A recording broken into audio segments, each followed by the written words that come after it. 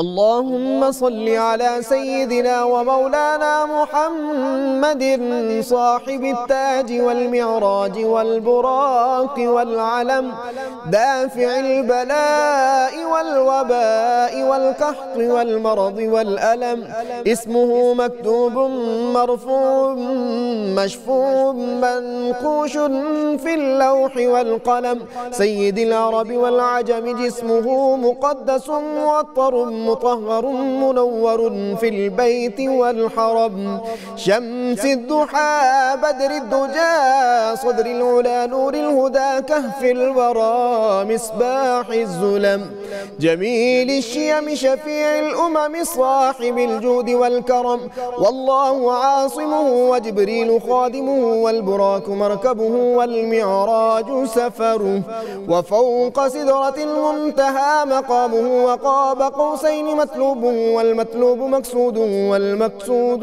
موجوده، سيد المرسلين خاتم النبيين شفيع المذنبين أنيس الغريبين رحمة للعالمين، راحة العاشقين مراد المشتاقين شمس العارفين، سراج السارقين مصباح المقربين، محب الفقراء والغرباء واليتامى والمساكين، سيد الثقلين نبي الحرمين إمام القبلتين وسيلتنا في الدارين، صاحب قاب قوسين محبوب رب المشرقين ورب المغربين، جد الحسن والحسين مولانا ومولى الثقلين، سيدنا أبي القاسم محمد بن عبد الله نور من نور الله، يا أيها المشتاقون بنور جماله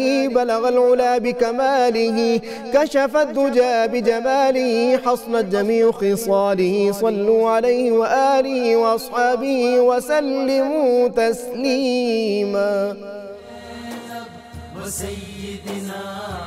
بسم اللہ الرحمن الرحیم۔ السلام علیکم ناظرین، پروگرام صبح نور کے ساتھ آپ کا میزبان نذیر احمد غازی حاضر ہے۔ ناظرین کرام، حضرت ابو انیس محمد برکت علی صاحب رحمہ اللہ کی مشہور تالیف اسماء النبی الکریم صلی اللہ علیہ وآلہ وسلم سے ایک اسم مبارک پڑھنے کی سعادت حاصل کر رہا ہوں۔ سیدنا دائم البشری صلی اللہ علیہ وآلہ وسلم ہمارے سردار ہمیشہ خوش رہنے والے درود و سلام بھیجے اللہ آپ صلی اللہ علیہ وسلم، آپ کی آل پاک اور آپ کے صحابہ کرام پر۔ حضرت عبداللہ بن ابو رضی اللہ عنہ سے روایت ہے کہ ایک مرتبہ حضور نبی کریم صلی اللہ علیہ وآلہ وسلم ہمارے پاس تشریف لائے تو آپ سید عالمین صلی اللہ علیہ وسلم کا چہرہ انور حشاش بشاش دیکھ کر ہم نے عرض کیا، یا رسول اللہ صلی اللہ علیہ وسلم، ہم آپ صلی اللہ علیہ وسلم کے چہرہ اقدس میں بہت زیادہ خوشی کے آثار دیکھ رہے ہیں۔ تو آپ صلی اللہ علیہ وسلم خوشی کی وجہ بتاتے ہوئے بیان فرمایا، میرے پاس جبرائیل امین علیہ السلام آئے اور انہوں نے کہا، یا رسول اللہ صلی اللہ علیہ وسلم، آپ صلی اللہ علیہ وسلم کا رب فرماتا ہے کہ آپ صلی اللہ علیہ وآلہ وسلم کی امت میں سے جو شخص بھی آپ صلی اللہ علیہ وآلہ وسلم پر ایک مرتبہ درود پاک پڑھے گا تو میں اس پر 10 بار درود پڑھوں گا، اور جو ایک مرتبہ سلام پڑھے گا تو میں اس پر 10 بار سلام پڑھوں گا۔ ناظرین اکرام، امام احمد رضا بریلوی رحمۃ اللہ علیہ نے فرمایا تھا سید عالمین صلی اللہ علیہ وسلم کے اہل بیت اطہار اور آپ کی اولاد پاک کے بارے میں کہ تیری یا رسول اللہ صلی اللہ علیہ وسلم تیری نسل پاک میں ہے بچہ بچہ نور کا، تو ہے عین نور، تیرا سب گھرانہ نور کا۔ ناظرین کرام، آل سادات میں سے ایک بہت بڑا گھرانہ سیدنا عبد القادر جیلانی امام الاولیاء۔ ناظرین کرام، سیدنا عبد القادر جیلانی رحمہ اللہ وہ ہستی ہیں تمام اولیاء نے جن کی عظمت کو مانا تسلیم کیا، اور سب نے کہا کہ آپ کا قدم مبارک ہماری گردن پر ہے، ہماری آنکھوں پر ہے، ہمارے قلب پر ہے۔ ناظرین کرام، سیدنا عبد القادر جیلانی رحمہ اللہ کی اولاد پاک میں بہت بڑی عظیم ہستیوں نے جنم لیا، جن میں سے آپ کے ایک 5ویں نمبر پر جو صاحبزادے ہیں سیدنا عبد الرزاق رحمۃ اللہ علیہ، ناظرین کرام، انہوں نے صحیح طور پر آپ کی جانشینی کا حق ادا کر دیا. آپ کی روحانی وراثت اور علمی وراثت کو جس طرح انہوں نے آگے لوگوں تک پہنچایا، اور ان کے بارے میں کہا جاتا ہے کہ ان میں حسنی جمال اور حسینی جلال کا امتزاج پایا جاتا تھا. جب وہ مخلوق خدا سے، عام لوگوں سے ملتے تو سراپا محبت و جمال ہوتے تھے، لیکن جب حکمرانوں اور امراء سے ملتے تھے تو حسینی جلال نمایاں ہوتا تھا. یہ کسی بادشاہ کے دربار میں چل کر نہیں گئے، اپنے والد گرامی کی طرح یہ بھی بادشاہوں کو چٹھی لکھتے تھے، بادشاہ ان کے دربار پہ آ کے حاضر ہوتے تھے. یہ بدعت تو اب موجودہ دور میں آ گئی کہ جو روحانی خانوادے ہیں وہ جا کے حکمرانوں کے درباروں پہ اپنی جبینوں کو جھکانے لگ گئے ہیں، ورنہ جو فقراء تھے وہ تو ہمیشہ یہ کہتے تھے کہ تخت سکندری پر وہ تھوکتے نہیں ہیں، بستر لگا ہوا ہے جن کا تیری گلی میں. ناظرین کرام، مجھے ایک بات ان کی جو بہت پسند آئی، ساری باتیں ان کی پسند ہیں، لیکن ایک نمایاں بات یہ کہ ان کے دور میں حنابلہ اور جو شوافے تھے ان کے درمیان جنگ شروع ہو گئی، اور اس طرح جس طرح ملک پاکستان میں بد نصیبی سے دو فرقوں کے درمیان قتل و غارت کچھ برس پہلے شروع ہوئی تھی، اس دور میں آپ نے ان دونوں مسالک کی وہ جو دشمنی تھی وہ ختم کرائی، دونوں کو آپس میں بٹھایا اور دونوں کو سمجھایا. ناظرین کرام، ان کی کرامات سیدنا عبدالقادر جیلانی کے ساتھ رہنے کا موقع ملا. ایک خاص بات جو ان کے بارے میں مشہور ہے، اور وہ آج میں اپنے اسکالر سے بھی اس کا پوچھوں گا، کہ ان کے ایک صاحبزادے تھے حیات المیر، سیدنا عبدالقادر جیلانی کے پوتے، جو آپ کو بہت پیارے تھے. ایک دفعہ آپ کے پاس وہ بیٹھے ہوئے تھے تو آپ نے ان کو دعا دی تھی حیات المیر کو کہ اللہ تعالیٰ تمہیں لمبی عمر عطا فرمائے، اور جب عیسیٰ علیہ السلام سے ملنا تو میرا سلام کہنا. تو سیدنا ابو المعالی رحمۃ اللہ علیہ اور دیگر بزرگان نے لکھا ہے کہ بعض نے کچھ علاقے لکھے، بعض نے کچھ علاقے لکھے کہ وہ زندہ ہیں اور جنگلوں میں ان کا قیام ہوتا ہے اور اولیاء اللہ سے ان کی ملاقاتیں بھی ہوتی ہیں. ناظرین کرام، یہ سراپا عز و انکسار ہوتے تھے اور مخلوق سے جب ملتے، اور بہت زیادہ ان کو شوق نہیں تھا اپنے آپ کو لوگوں سے ملنے کا، نمایاں اپنے آپ کو یہ چھپتے تھے، چھپتے نہیں تھے. خاص طور پر ان کے بارے میں آتا ہے کہ یہ اپنی عبادت ریاضت میں بے پناہ مصروف ہوتے تھے. اور سیدنا عبدالقادر جیلانی رحمۃ اللہ علیہ کے ساتھ ایک سفر میں تھے تو اپنے والد صاحب کا حال بیان کرتے ہیں کہ وہاں کے بڑے بڑے لوگوں نے ان کو دعوت دی کہ ہمارے ہاں رہیں. آپ نے اپنے ایک بہت غریب مفلوق الحال جو مرید تھا اس کے ہاں قیام فرمایا سفر میں، تو لوگ بے شمار ہدایہ لے کے ان کی خدمت میں تحفے لے کے آئے، انہوں نے دیے اور آپ نے جاتے وہ سارا کچھ اس کو دے دیا. تو وہ فخر سے کہا کرتا تھا مرید کہ سیدنا عبدالقادر جیلانی نے ایک رات قیام میرے گھر میں کیا، اس کے بعد اللہ نے اتنی رحمتوں کی برسات کی کہ اب میں یہاں کا سب سے بڑا امیر آدمی بن گیا ہوں. ناظرین کرام، جو لوگ اولیاء کرام کی خدمت کرتے ہیں یقیناً ان کو رب کے ہاں سے بہت بڑا فیض ملتا ہے. آج سیدنا عبدالرزاق رحمۃ اللہ علیہ کی ان کی علمی مقام، ان کا روحانی مقام، ان کی سلسلہ قادریہ کے لیے خدمات، ان کی محدث تھے، حدیث کے لیے ان کی خدمات، مخلوق خدا سے وہ کس طرح محبت کرتے تھے، ان کا زہد و تقوی ورع، اس سب پہ گفتگو کرنے کے لیے میرے ساتھ شریک گفتگو کے معروف اسکالر جناب علامہ محمد شہزاد مجددی ہیں. ان کے ساتھ درجنوں کتابوں کے مصنف ہیں علامہ محمد احمد برکاتی، اور ان کے ساتھ نوجوان اسکالر پروفیسر ناصر محمود. یہ تینوں میرے مہمان بنتے رہتے ہیں، آپ ان سے خوب واقف ہیں. جی شہزاد مجددی صاحب، تعارف حضرت کا. بسم اللہ الرحمن الرحیم، الحمدللہ رب العالمین، والصلاة والسلام علی اشرف الانبیاء والمرسلین وعلی آلہ وصحبہ. آپ براہ راست ہی آ جائیں حدیث کی حضرت خدمات غوث اعظم سیدنا شیخ عبدالقادر جیلانی رضی اللہ تعالیٰ عنہ کا ایک تعارف یہ ہے جو اعلیٰ حضرت امام احمد رضا فاضل بریلوی نے بھی اپنی شاعری میں اس کا ذکر کیا کہ بندہ قادر کا ہے، قادر بھی ہے عبدالقادر، سر باطن بھی ہے، ظاہر بھی ہے عبدالقادر، مفتی شرع بھی ہے، قاضی ملت بھی ہے، علم اسرار سے باہر بھی ہے عبدالقادر. سبحان. سید عبدالرزاق گیلانی رحمۃ اللہ علیہ جو میرے مطالعے کے مطابق آپ کے دوسرے بیٹے ہیں، آپ غوث اعظم رضی اللہ تعالی عنہ کے علمی روحانی وارث اور آپ کے مسند نشین ہیں. آپ کے بعد غوث پاک نے جو جامعہ اور جو خانقاہ چھوڑی، عملاً آپ اس کے وارث بنے، اور وہ مسند تدریس جس پر غوث اعظم 40 سال فائز رہے، اس کی وراثت بھی آپ کے حصے میں آئی، اور غوث پاک کے علم کے راوی ہیں آپ۔ ٹھیک، میں ابھی حدیث سند پیش کروں گا اس کی، کہ آپ باقاعدہ مسند ہیں، مسند۔ محدث تو اور بھی بہت ہوتے ہیں، ایسا محدث جو اپنی سند کے ساتھ حدیث کو روایت کرتا ہے۔ اور آپ کے تعارف میں آپ کی جو کتاب الاربعون الکیلانیہ وہ بیروت سے چھپی ہے، اس میں اس قلمی نسخے کے اوپر آپ کے القاب میں لکھا ہوا ہے ناصر السنہ، مسند العراق، ابو بکر السید الحافظ۔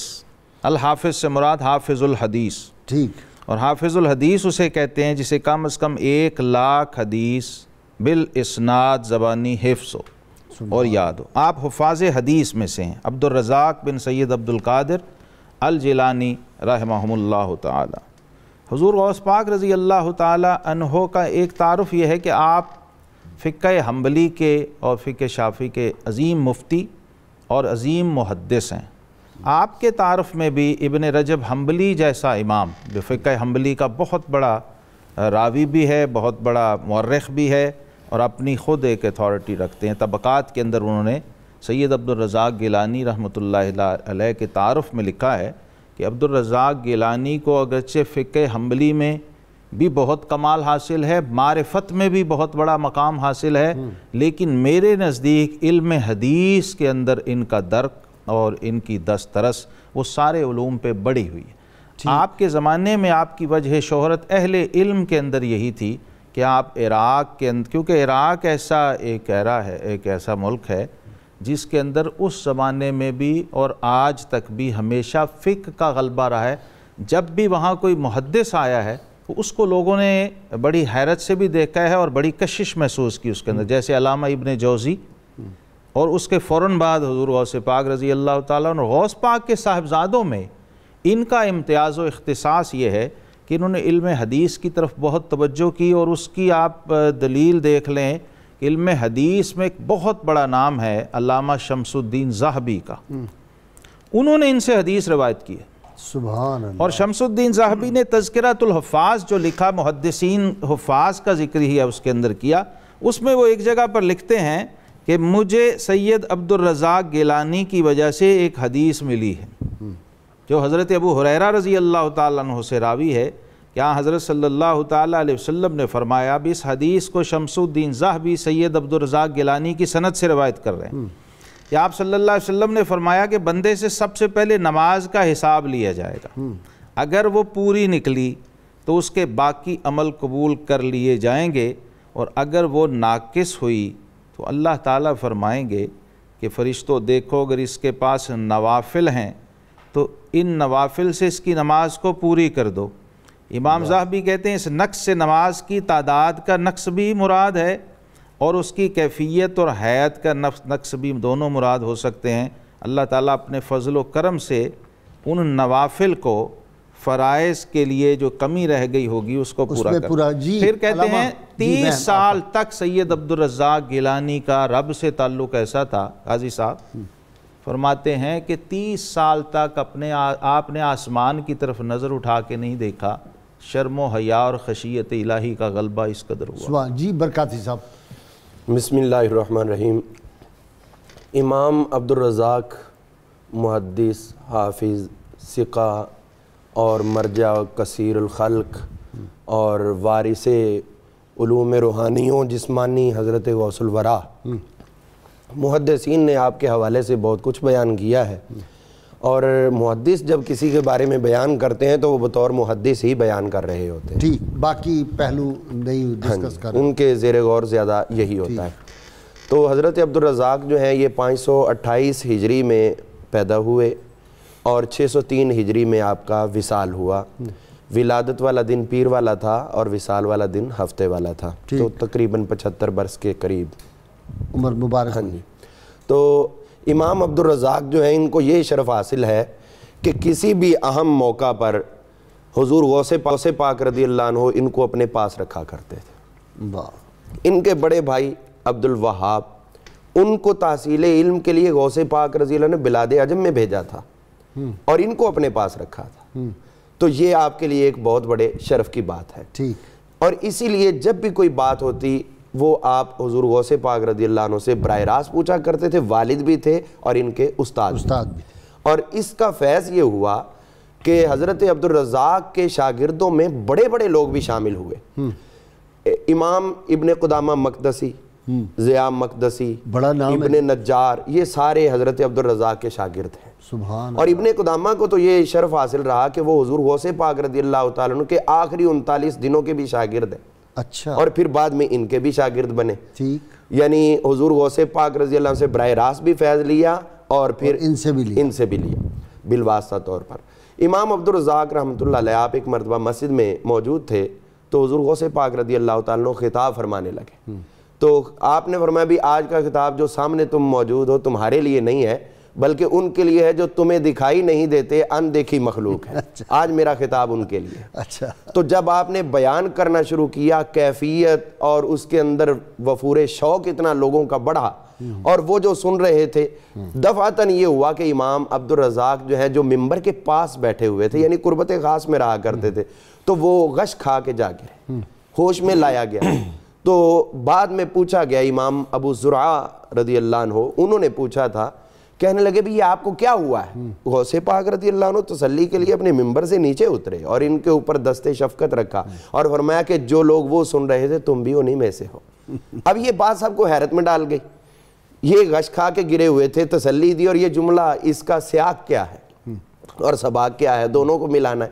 اب یہ بات سامنے آ گئی. لیکن ان کے وہ جو تھا امامہ اس کو بھی تو آگ لگی. میں وہی ذکر لگا ہوں. اب یہ چیز جو تھی ان کو یعنی ماضی قریب اور مستقبل کا انہوں نے لینا تھا سبق، اور حال میں ان کا جو ہے وہ امامہ شریف جلا ہوا اور اس کے اثرات چہرے پر بھی آئے ہوئے نظر آئے. اچانک کہاں سے یہ کام بھڑکا؟ ابو زرعہ نے یہی بات پوچھی تو کہنے لگے کہ جب ابا جی بیان فرما رہے تھے تو اس وقت غیبی مخلوق جو ہے وہ میرے سامنے عیاں ہو گئی. اللہ. اور جیسے ہی ابا جی بیان فرما رہے تھے تو میں دیکھ رہا تھا وہ تڑپ رہے تھے، پھڑک رہے تھے، کوئی اپنے آپ کو بے حال کر رہا تھا، کوئی غش کھا رہا تھا، اور یہ کیفیت ان کی جو ان کے اوپر تھی وہی مجھ پہ بھی آنا شروع ہوئی. اور میں دیکھ رہا تھا کہ ان کے بھی کسی کے لباس جل رہے ہیں، کسی کا کچھ ہو رہا ہے، اور اسی وجہ سے یہ میرا بھی ہو رہا ہے. اور غازی صاحب اس پہ جو بات سب سے ہمیں آپ کی طرف محبت میں مائل کرتی ہے، جو ابھی مجدی صاحب نے بھی ذکر کیا، وہ یہ ہے کہ آپ اتنے بڑے محدث کہ غوث پاک رضی اللہ عنہ کے بعد آپ جامعہ نظامیہ کے دارالفتاء پر فائز ہوئے. آپ کے بعد مفتی بن کے آپ نے وہ بسر کیا ہے اور تا زندگی آپ مفتی رہے. اور پھر اس سے بڑی بات جو آپ کے بیٹے تھے امام نصر ابو صالح نصر بن عبدالرزاق، ان کی کیفیت آپ یہ کہیں، امام ابن ابی دنیا بہت بڑے محدث گزرے ہیں، ان کی کتاب ہے قرۃ ضعیف. اور پھر جو ہمارے ہاں مدارس میں پڑھائی جا رہی ہے تحاوی شریف، یہ ان کی سند سے جاری ہوئی ہے. اچھا. یہ تحاوی شریف جو ہے اور امام ابن ابی دنیا کی، یہ ان کی سند سے جاری ہوئی ہے. اس سے بڑھ کے ان کا محدث ہونا جو ہے وہ کس طرح ثابت ہوگا؟ ہمارے مدارس حصہ لے رہے ہیں. جی بسم اللہ الرحیم. حضور حدیث میں بڑی خدمات، بہت بڑا کام ہے، چونکہ حضور سیدی غوث اعظم رضی اللہ تعالیٰ عنہ کا براہ راست تلمذ اور علم کا 400 آدمی تو صرف کتابت کرنے والے غوث الاعظم. کیا بات! علم کا ایک سمندر بہتا تھا ہر وقت ان کے سامنے، اور اس میں سے اتنے خوشہ چین اور علم کے متلاشی تھے اور محبت رکھنے والے. امام ابو الضیاء مقدسی رحمۃ اللہ تعالیٰ علیہ ان کے حوالے سے فرماتے ہیں کانا فقرہ علی منہاج السلف. اس زمانے کے سلف کی بات کر رہے ہیں. ان کا فقر منہاج سلف کے طریق پر تھا. ولم ارى ببغداد فی تیقظہ و تحریہ. کہتے ہیں میں نے بغداد میں ان جیسا شب زندہ دار اور عابد اور زاہد شخص دیکھا ہی نہیں. واہ سبحان اللہ. اس دور کے لوگوں میں. اور ابو شامہ کہتے ہیں کانا زاہدن عابدن ثقتن حافظن متقنن فقیہن علی مذاہب الاربع. چاروں مذاہب کا علم رکھنے والے اور تھے. اور اس بات کو سیر و اعلام النبلاء میں امام ذہبی نے نقل کیا. اب جب حضور غوث اعظم رضی اللہ تعالیٰ عنہ کے مسئلے اعلیٰ ہیں، یہ بات یاد رکھنے والی ہے. آپ کی اولاد میں جو اللہ پاک نے علم جاری کیا ائمہ اہل بیت کا، حضور سرورد عالم صلی اللہ علیہ وآلہ وسلم سے جو علم حضور مولا کائنات کے ذریعے ائمہ اہل بیت میں آیا، وہ پھر حضور غوث اعظم کے پاس پہنچا ائمہ اہل بیت کے صدقے سے. ٹھیک. اس بات کو شاہ اسماعیل دہلوی نے بھی لکھا. اور وہ علم پھر حضور سیدی غوث اعظم رضی اللہ تعالیٰ عنہ سے آپ کی اولاد کو منتقل ہوا. یہ اس کے سب سے بڑے امین حضرت شاہ عبد الرزاق رضی اللہ تعالیٰ عنہ بہت کمال انسان تھے. اور اللہ پاک نے ان کو چونکہ لیکن ایک بات بہت ہے, ہمارے ناظرین بھی سوچتے ہوں گے, عام کتابوں میں ان کا تذکرہ کام ہے. اللہ پاک نے آپ کو یہ شرف عطا کیا, آپ ان کا ذکر فرماتے ہیں, ورنہ عام کتابوں میں ذکر کم ہے. اور اس کی بنیادی وجہ ان کا اپنا شوق تھا, چھپتے تھے, ظاہر نہیں ہوتے تھے. ظاہر نہ ہونے کا جو ان کا شوق تھا رب العزت نے اس طرح پورا فرمایا. حالانکہ ان کا جنازہ جو بغداد میں اٹھا, امام ذہبی نے لکھا 7 مرتبہ. کیا بات, بار بار جنازہ پڑھا گیا اور تعداد اتنی تھی کہ لوگ پریشان ہو جاتے. اور پھر اللہ پاک نے لیکن آپ کو اس طرح مخفی رکھا کہ آج علامہ صاحب خود آدمی اپنے آپ کو جب چھپاتا ہے نا تو اللہ تعالیٰ پھر اس کے وہ جو غازی صاحب یہ قانون ہے, نبی پاک صلی اللہ علیہ وسلم نے فرمایا من تواضع للہ فقد رفعہ اللہ.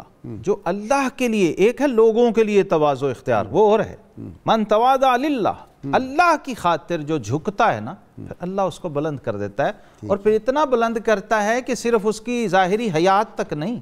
آج یہ جو ذکر ہو رہا ہے سید عبد الرزاق گیلانی رحمہ اللہ کا, یہ فاذکرونی اذکرکم کا تسلسل ہے. داؤد تائی تھے کہ تم جو میرے دوست, آسمان پہ بھی لکھا گیا تھا. بالکل اللہ نے اپنے پھر دوستوں کے ڈنکے, تو اس کا وعدہ ہے نا فاذکرونی اذکرکم, تم اپنی رینج کے مطابق میرا ذکر کرو گے, میں اپنی شان کے مطابق.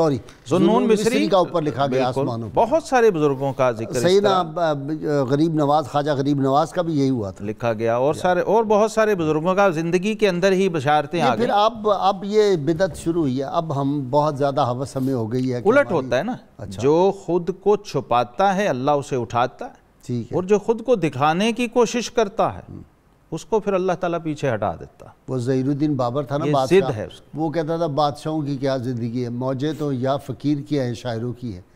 بادشاہ آج میرے کا دوسرا دن دیکھیں نا کام کیا. اب دیکھیں سید عبد الرزاق گیلانی رحمہ اللہ, میں ذکر کر رہا ہوں, جلاء الخواطر ایک آپ کی کتاب کا نام, اور آپ کے صاحبزادے جن کا ذکر کیا برکاتی صاحب نے, قاضی القضات حنبلیوں میں پہلا چیف جسٹس شیخ سید ابو نصر عماد الدین رحمہ اللہ تعالی, پہلا قاضی القضات, اور جس نے فقہ کے اندر تصنیف کی ارشاد المبتدئین, فقہ کے اندر کتاب لکھی, بہت بڑی کتاب.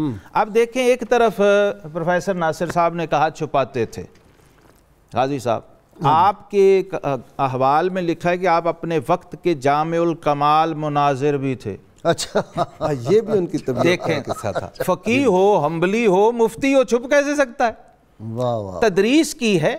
چونکہ غوث پاک کی جو مسند ہے, یہ لوگ بعض لوگوں کو پتہ ہونی چاہیے, 11ویں شریف دلانے والوں کو بھی اور کھانے والوں کو بھی, کہ 11ویں والے پیر 13 سبق 13 سبجیکٹ روز اشراق سے ظہر تک پڑھاتے تھے. ان کی جانشینی کوئی آسان نہیں ہے.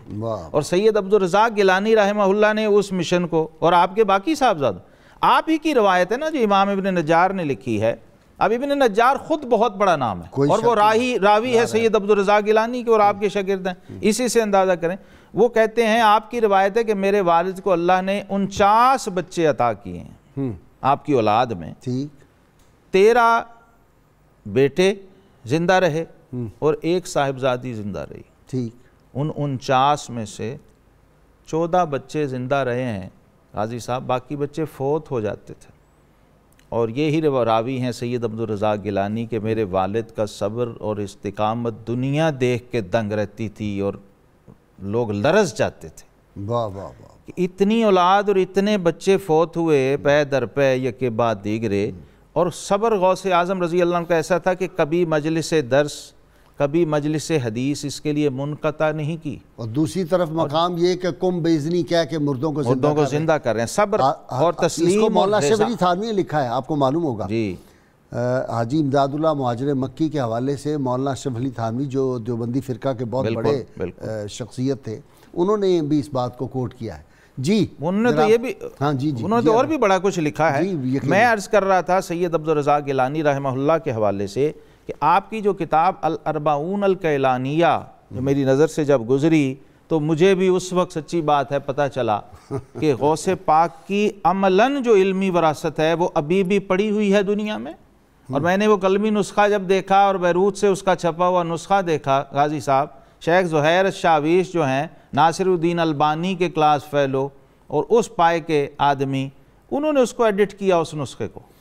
وہاں بہت زیادہ نسخے مخطوطات وہاں ہیں، میں گیا ہوں بغداد شریف، آپ گئے ہیں نا؟ وہاں بھی ہیں، بغداد شریف میں بھی، شام میں بھی آپ کی اولاد بہت، حلب کے اندر غوث پاک کی اولاد رہی، وہاں سے ان کو یہ نسخہ ملا ہے۔ بہت برے حالات ہیں، اور یہ ایک ہی نسخہ ہو رہی ہے، ایک ہی نسخہ ابھی تک جو ملا ہے، میں سمجھتا ہوں اس وقت دنیا کے غوث اور آپ کی اولاد سے ہی ملا ہے۔ سید عبدالرزاق گیلانی رحمہ اللہ کی کوئی 35ویں 40ویں نسل میں شیخ ندیم الزبیانی الکیلانی ان کے دوست تھے، ان کے گھر سے وہ نسخہ ملا، اور 40 اب اس میں دیکھیے حیرت انگیز بات، بریک لینی ہے علامہ جی صاحب، آپ ہماری گفتگو جاری رہے گی۔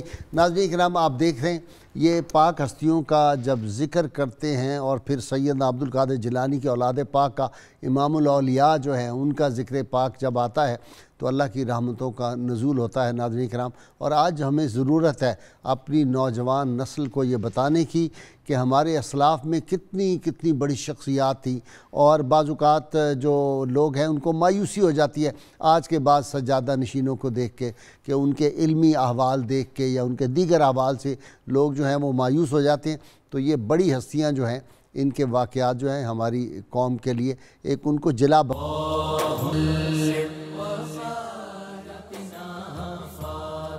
ویلکم بیک ناظرین کرام۔ جی علامہ صاحب، آپ وہ حدیث بیان کرنے لگے۔ دیکھیے غازی صاحب، علم حدیث کی دنیا کے جو لوگ ہیں وہ جانتے ہیں کہ 40 تو بڑی معروف ہے، سینکڑوں 40 اس امت کے اندر مرتب ہوئی، 40 حدیثیں، کیونکہ بشارت ہے آپ صلی اللہ علیہ وسلم کی کہ جو میری 40 حدیثوں کو آگے روایت کرے گا وہ قیامت کے دن میں اس کا شفیع اور اس کا گواہ ہوں گا، شاہد ہوں۔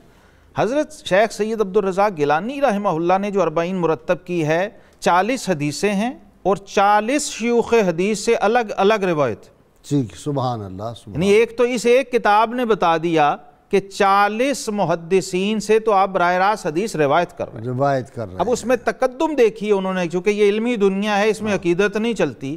سب سے پہلی حدیث جو لائیں ابو سعید خدری رضی اللہ عنہ کی روایت سے، اس میں کہتے ہیں، میں تبرکن پڑھنا چاہ رہا ہوں، اور یہ وہ اسناد ہیں جن اسناد کو روایت کرنے میں علامہ ابن تیمیہ جیسا عالم رش کو فخر کرتا ہے، کیونکہ موفق الدین ابن قدامہ کے واسطے سے ان کی سند حدیث حضور غوث پاک رضی اللہ عنہ تک پہنچتی ہے، اور پھر حنبلی بھی ہیں۔ کہتے ہیں اخبرنا والدی رضی اللہ عنہ، مجھے میرے والد نے میرے والد نے مجھے یہ خبر دی اور یہ روایت دی، رضی اللہ عنہ و ارضاہ قراءۃ علیہ وانا اسمع، میں سن رہا ہوں اور غوث پاک پڑھ رہے ہیں۔ کہتے ہیں اخبرنا، پھر آگے غوث پاک اپنی سند روایت کرتے ہیں، اخبرنا ابو غالب محمد ابن الحسن بن احمد بن الحسن الباقلانی القرجی، اخبرنا ابو علی الحسن بن احمد بن ابراہیم ابن شازان، بھی بہت بڑا نام ہے علم حدیث میں، اخبرنا عثمان بن احمد ابن السماک، حدثنا احمد ابن عبد الجبار، حدثنا ابو معاویہ عن الاعمش عن ابی صالح عن ابی سعید الخدری رضی اللہ تعالی عنہ، کہتے ہیں قال قال رسول اللہ صلی اللہ تعالی علیہ وسلم۔ اب دیکھیے اہل بیت ہیں، سادات ہیں، اور حدیث روایت کر رہے ہیں، لا تسبوا اصحابی، میرے صحابہ کو برا نہ کہو، والذی نفسی بیدہ لو ان احدکم انفق علی احد ذہبا ما ادرک مد احدہم ولا نصیفہ، کہتے ہیں اگر تم میں سے کوئی، میرے صحابہ کو برا نہ کہو، مجھے قسم ہے اس ذات کی جس کے قبضہ قدرت میں میری جان ہے، اگر تم میں سے کوئی سونے کا پہاڑ اللہ کی راہ میں دے دے اور میرے صحابہ میں سے کوئی مٹھی یا آدھی مٹھی جو کی اللہ کی راہ میں دے، تو اللہ کو وہ جو کی مٹھی زیادہ پیاری، سبحان اللہ کو وہ جو کی مٹھی زیادہ پیاری ہے۔ جی صحابہ کا کون مقابلہ کر سکتا ہے؟ ساری کائنات کے اولیاء مل جائے، ایک صحابی کا مقابلہ نہیں ہو سکتا۔ جی حضرت امام عبدالرزاق کا ہم جو تذکرہ کر رہے ہیں تو انہوں نے چھپایا، تو 92 چینل جو ہے اس کا ایک لوگو چلتا ہے، ہم خبر چھپاتے نہیں ہیں، چھاپتے ہیں، تو یہ اسی سلسلے کی ایک کڑی ہے، چھپی ہوئی چیزوں کو ظاہر کر رہے ہیں۔ تو یہاں پر امام عبدالرزاق جو ہیں یہ حضور غوث پاک رضی اللہ تعالیٰ عنہ کا قرب خاص چونکہ بہت زیادہ میسر رہا، تو اسی لیے جو آپ سوال بھی کرتے اور آپ کی کیفیت بھی دیکھتے پھر اس کو آگے لوگوں تک بیان بھی کرتے۔ حضور غوث پاک رضی اللہ عنہ کے وصال کا جو معاملہ ہے وہ آپ بیان کر رہے ہیں کہ غوث پاک رضی اللہ تعالیٰ عنہ کے وصال کا جب ابا جی کا وقت آیا تو اس وقت میں نے دیکھا کہ آپ فرما رہے ہیں وعلیکم السلام ورحمۃ اللہ وبرکاتہ، اللہ آپ کسی کو جواب دے رہے ہیں اور پھر ان کو کہہ رہے ہیں کہ اپنی صفوں میں واپس چلو، صفوں میں واپس چلو، اجی حکم میں تمہارے پاس آ رہا ہوں آ رہا ہوں آ رہا ہوں، یہ بار بار کہے جا رہے ہیں۔ اور آپ کے اس وقت وصال کا وقت ہے تو کتنی روحانی غیبی نورانی مخلوق آپ کے استقبال کے لیے آئی ہوگی۔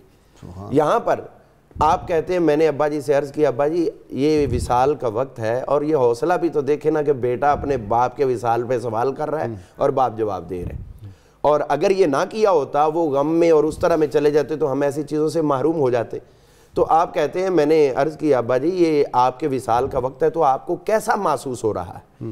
تو غوث پاک رضی اللہ عنہ فرمانے لگے بیٹا اس وقت میرے پورے جسم میں درد تو ہے، سکرات کی کیفیت تو ہے، لیکن میرے دل کو کچھ نہیں ہوا، وہ اللہ کو اسی طرح یاد کر رہا۔ واہ واہ واہ واہ سبحان اللہ۔ ایک کالر لے لوں جی۔ السلام علیکم۔ جی وعلیکم السلام۔ جی کون صاحب؟ جی بہادر علی شاہ قادری جنیدی۔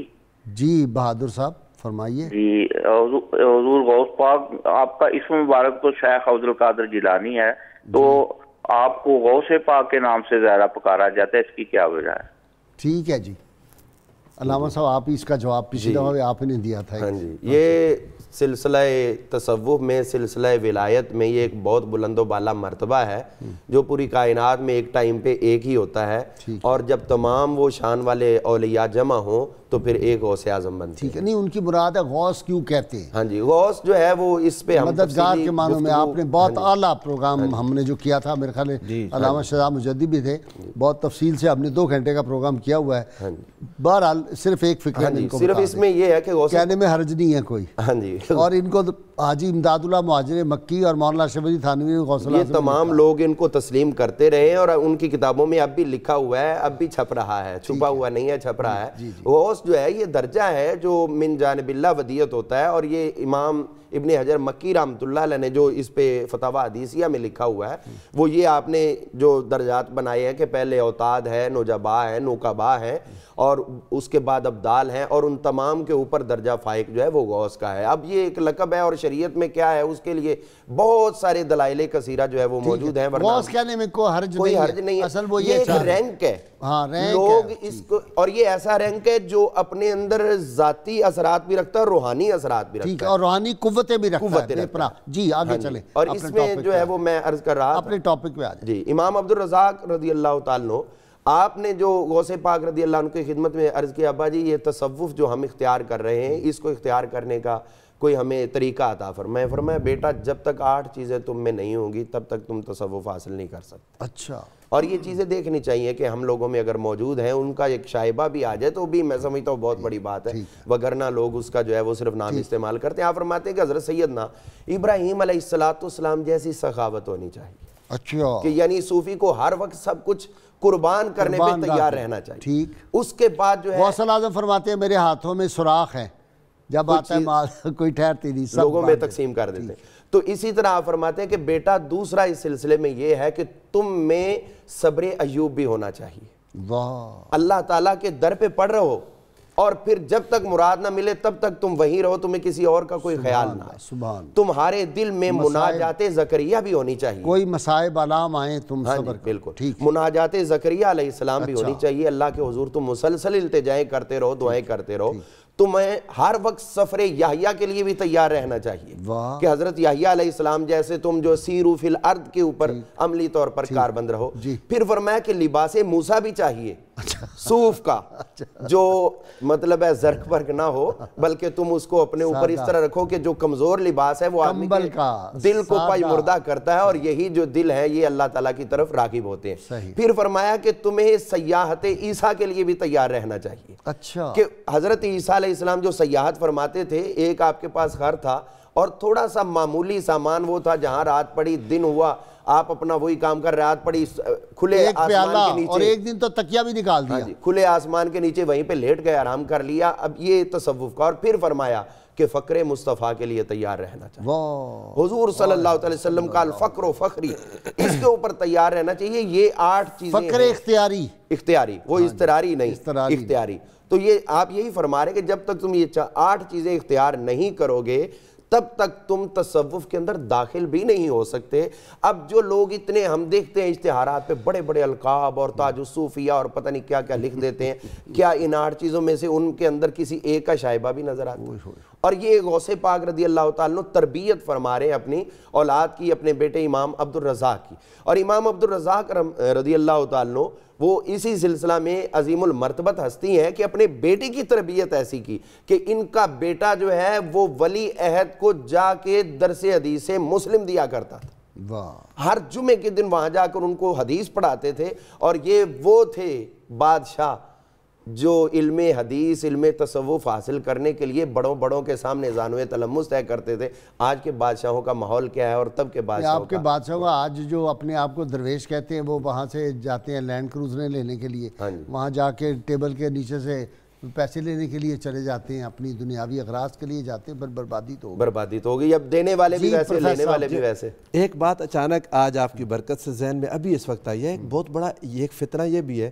اب بعض لوگ یہ کہنے لگ گئے ہیں کہ ہمارے والدین ہیں تو ہمیں کسی پیر کی کیا ضرورت ہے، ہمارے ماں باپ ہیں۔ یہ عبد الرزاق رضی اللہ تعالیٰ عنہ اور ان کے والد کی نسبت سے بات ذہن میں آ گئی۔ اگر والد علم روحانیت میں اور شیطان کو قابو کرنے میں اور سلوک کی راہ کا حامل ہو تو اولاد کے لیے واقعی اس سے بڑا پیر نہیں ہے۔ صحیح ہے۔ اور اگر والد اور والدین خود اس راہ کے راہی اور سالک ہی نہیں ہیں، اچھی بات کی تو پھر تو یہ ایسے ہی ہے جیسے والدین کو انگلش نہیں آتی اور کوئی بندہ کہے نہیں میرے والدین ہیں تو میں نے انگلش ہی نہیں سے پڑھنی ہے، میں نے فزکس ہی نہیں سے پڑھنی ہے۔ اگر فزکس آج کل ایسے علماء بھی ہیں جو کہتے ہیں انگریزی پڑھنے والا کافر ہوتا ہے، اگر ایسے ہیں ایک دو، اگر نام نہیں لے رہا، وہ کہتے ہیں جو انجینئرنگ پڑھے، جو میڈیکل پڑھے، جو انگریزی پڑھے۔ جی، اگر والدین میں یہ ملکہ ہو تو واقعی وہ اپنی اولاد کے لیے بہت کمال ہیں، اور اگر نہیں ہے تو یہ روحوں کا علاج کرنے والے ڈاکٹرز ہیں، اساتذہ ہیں، ان کے پاس حاضر ہونا چاہیے۔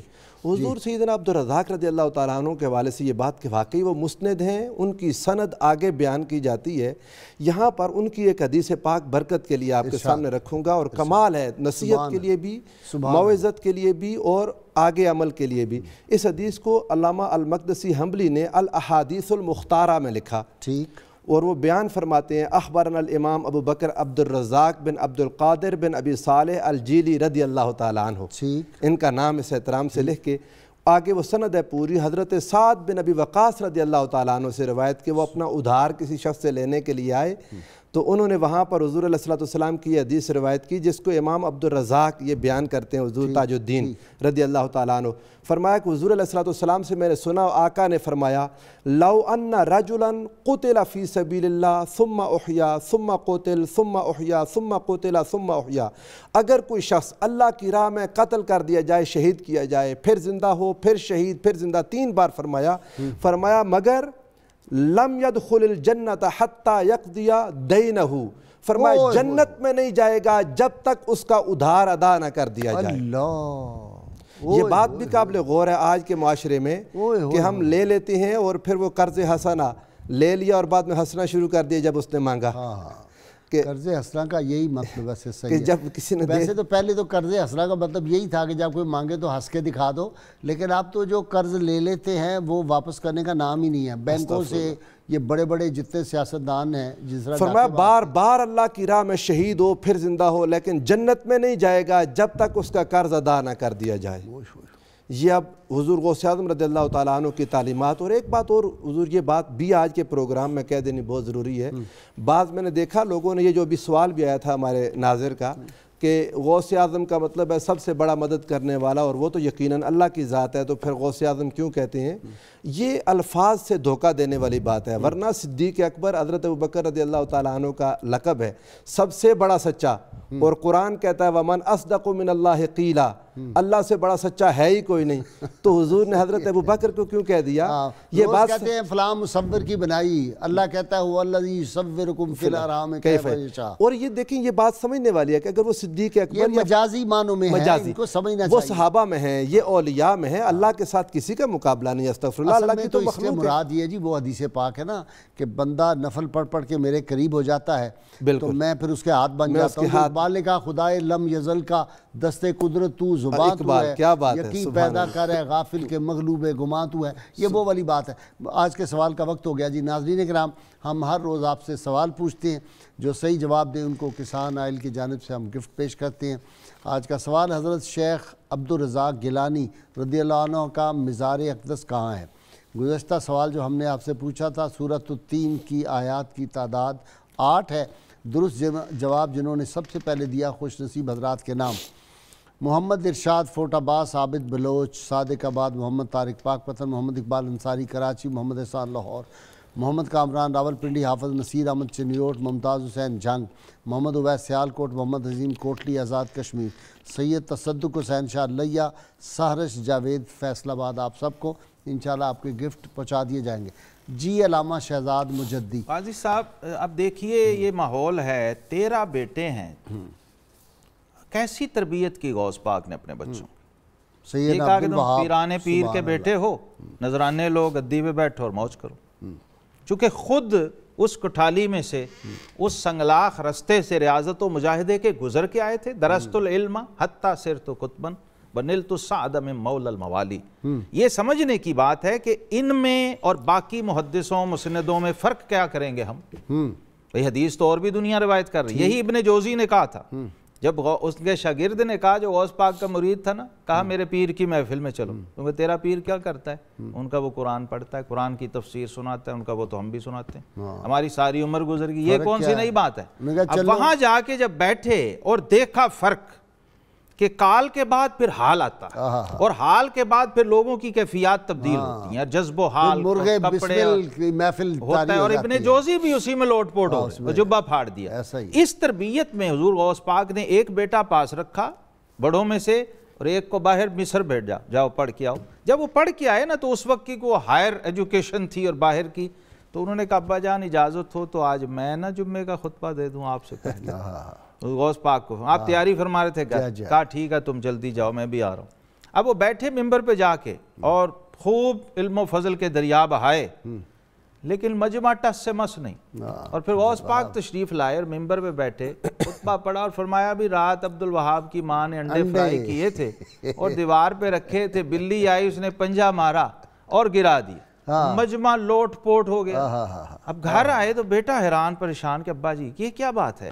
فرمایا بیٹا بات یہ ہے کہ تو لوگوں کو متاثر کرنے کے لیے تقریر کر رہا تھا، اور میں اپنے رب کی بارگاہ میں۔ غوث پاک کی محفل اور ان کے پھر باقی لوگ اور ان کی اولاد نے کیسا اثر قبول کیا اپنے والد سے، کہ سید عبدالرزاق گیلانی رحمہ اللہ کی سیرت میں میں نے پڑھا ہے کہ مال سے رغبت نہیں تھی، عہدہ کبھی منصب قبول نہیں کیا، آفر تھی ہمیشہ، کبھی قبول نہیں کیا قاضی کا، یعنی غربت تھی معروف لفظوں میں، آپ نے مالداری کو اختیار نہیں، بعد میں تو بہت امیر ہو گئے۔ میں عرض کرتا ہوں نہیں اس کی طرف، مال کی طرف رغبت نہیں، مال حیثیت کیا ہے؟ یہاں تک کہ مالدار ہونے کو بھی پسند نہیں کیا، وہ فقر جو تھا نا اس کی طرف رغبت تھی۔ مزے کی بات جو میں عرض کرنا چاہتا ہوں، اسم با مسمہ تھے، نام بھی عبدالرزاق تھا۔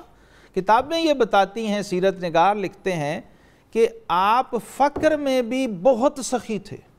اچھا بانٹنے میں، یہ بات میں بڑا حیران ہوتا ہوں جب پڑھتا ہوں کہ کسی شخص کے پاس مال نہیں تو وہ سخی ہے۔ حقیقت میں صوفیہ کا نقطہ نظر یہ ہے کہ پیسہ جیب بھری ہو تو پھر آپ لٹا رہے ہوں، یہ کوئی سخاوت نہیں۔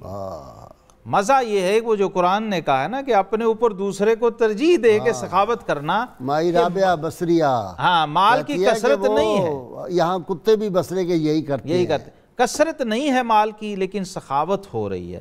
حقیقت جس کو نبی پاک صلی اللہ علیہ وسلم نے فرمایا تھا نا کہ الغناء غناء النفس، یہاں اشارہ 3 بار کیا تھا کہ لوگوں غنا مال جیب کی نہیں ہوتی، غنا جو ہے وہ تو دل کی ہوتی ہے، قلب سخی ہونا چاہیے، غنی دل کا ہوتا ہے۔ جی اس بارے میں ابھی جو مجدی صاحب نے فرمایا کہ انڈے رکھے اور اس طرح بلی نے گرا دیا اور لوگوں کے اوپر جو ہے اتنے اثرات مرتب ہوئے، تو اصل بات یہ ہے کہ جو اہم ترین شخصیت علمی طور پر جس لیول کی ہو یا روحانی طور پر، تو اس کے آگے آنے والے جو زائرین ہوتے ہیں یا خادمین ہوتے ہیں یا سامعین ہوتے ہیں، ان کو بھی وہی درجہ جو ہے وہ ملنا شروع ہو جاتا ہے فیضان کی وجہ سے۔ اور اس کے اندر آپ نے فرمایا اتنا تھا، اصل میں وضاحت اس کی یہ تھی کہ بھی جس طرح عورت ہے اس نے وہ بنا کے دیے ہیں، مطلب یہ کہ تم لوگ جو ہو وہ عورت کی طرح ہو کہ ساری دنیا سے مال جمع کر رہے ہو، اور بلی نے گرا دیے، مطلب کیا کہ موت تمہارے اوپر آ گئی، واہ واہ واہ، اور موت نے آتے ہی سب کچھ بکھیر کے رکھ دیا۔ واہ۔ اور لوگوں کو یہی مسئلہ سمجھ آیا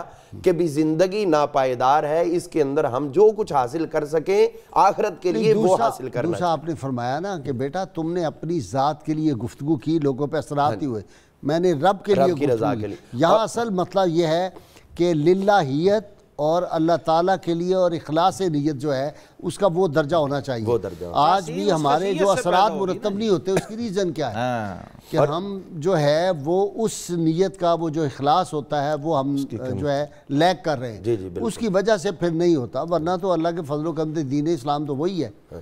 اور اب لوگوں میں جو ابھی آپ فرما رہے تھے کہ اتنا لوگ آتے ہیں، لوگوں میں توجہ کی کمی نہیں ہے، وہ تو جس کے ساتھ چند لقب لگے ہوں تو وہ سمجھتے کہ شاید یہ بھی مظہر غوث الورا ہو، لوگ اپنا تن من دھن نثار نہیں کر رہے ان پہ۔ لیکن اب دیکھنا یہ کہ تم کہتے ہو کہ تم مرید حضرت ابوبکر صدیق رضی اللہ عنہ جیسے بنو، یا غوث پاک کے سامنے جو مرید تھے ان جیسے بنو، تو تم بھی تو ان جیسے بن کے دکھاؤ نا۔ واہ واہ، تاریخی جملہ حضور غوث پاک کا ہے، آپ فرماتے ہیں کہ جس پیر کی نظر مرید کی جیب پر ہو وہ پیر نہیں ڈاکو ہے، یہ غوث پاک کا قول ہے۔ اور یہ بات ایک ہمیں ان چیزوں کو ہائی لائٹ کرنا چاہیے کہ ہم جن کی 11ویں کھا رہے ہیں، 11ویں اس کا اپنا مشرب کیا ہے، اس شیخ کا دبستان سکول آف تھاٹ کیا ہے، یا اب یہ حنابلہ ہیں، اور غوث پاک کا طریق سلوک ایک جملے میں کہوں نا وہ طریق توحید ہے۔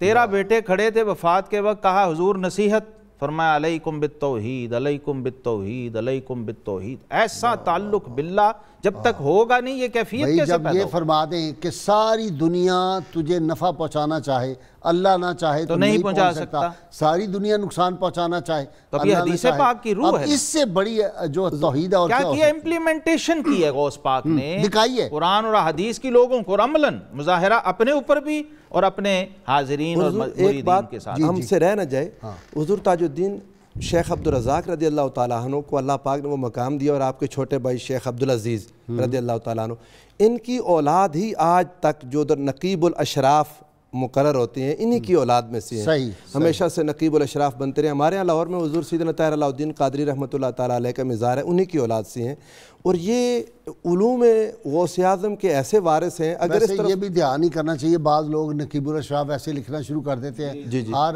غیرے کو، جو بات اس سے میں بڑی احتیاط جہاں جو بات عرض کرنا چاہتا ہوں کہ جو لوگ علامہ ابن تیمیہ کا نام لیتے ہیں ان کے لیے وہ سلسلہ قادریہ میں بیعت بھی تھے، اور مقابر صوفیہ میں خود اپنے وصیت کے ساتھ صوفیاء کے لیے مختص قبرستان میں دفن بھی ہوئے۔ جی بہت شکریہ آپ کا علامہ صاحب، آپ کا بھی شکریہ جناب شہزاد مجدی صاحب آپ کا۔